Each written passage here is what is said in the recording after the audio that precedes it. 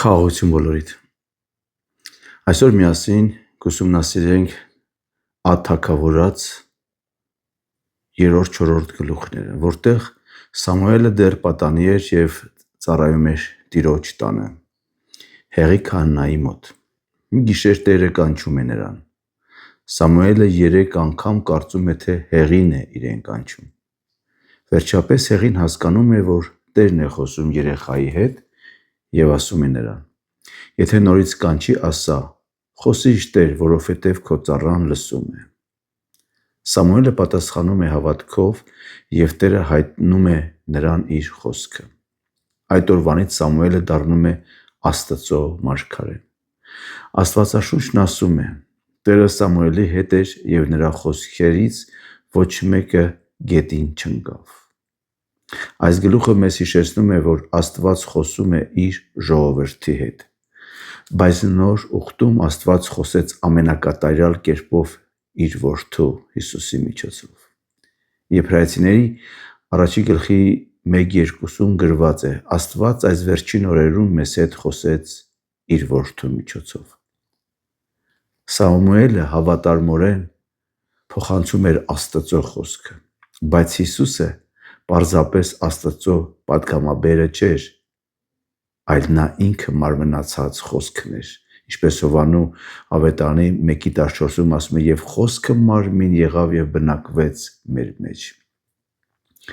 4 գլխում Իսրայելը պատերազմում է փշտացիների դեմ և պարտվում։ Փոխանակ ապաշխարելու և Աստծուն փնտրելու նրանք որոշում են մարտի դաշտ բերել ուխտի տապանակը, կարծելով, թե դա ինքնաբերաբար հաղթանակ կտա։ Նրանք վստահում էին ոչ թե Աստծուն, այլ սուրբ առարկային։ Արդյունքում Իսրայելը կրկին պարտվում է։ Հեղի 2 որդիները զոհվում են, իսկ ուխտի տապանակը գերի է ընկնում։ Երբ Հեղին լսում է այդ լուրը, ընկնում է և մահանում։ Նրա հարսը որդի է ծնում և նրա անունը դնում է Իքաբոդ,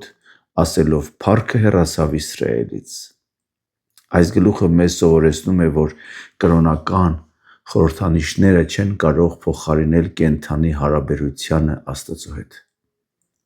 Իսրայելացիները մտածում էին, որ տապանակն ինքնին կփրկի իրենց, բայց Աստված ցանկանում էր նրանց սրտերը, ոչ թե միայն արտաքին ծեսերը։ Այսօր էլ մարդիկ կարող են ապավինել ավանդությունների, եկեղեցի հաճախելուն կամ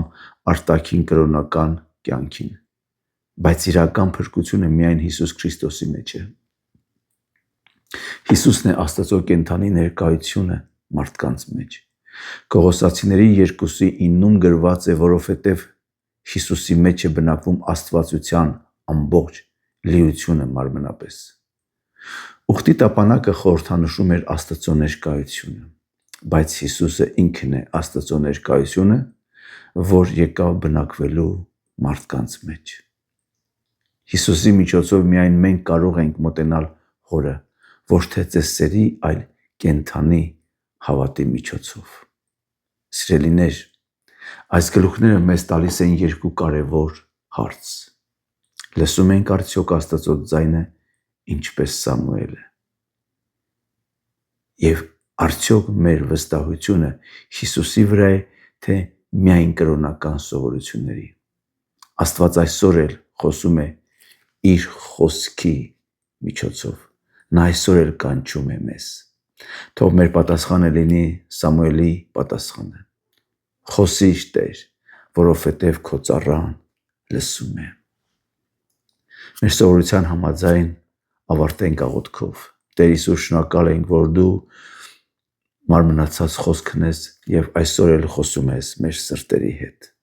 Բացիր մեր ականջները, որպեսզի լսենք քո ձայնը և հնազանդվենք քո կամքին։ Պահպանիր մեզ այն մտածելակերպից, որ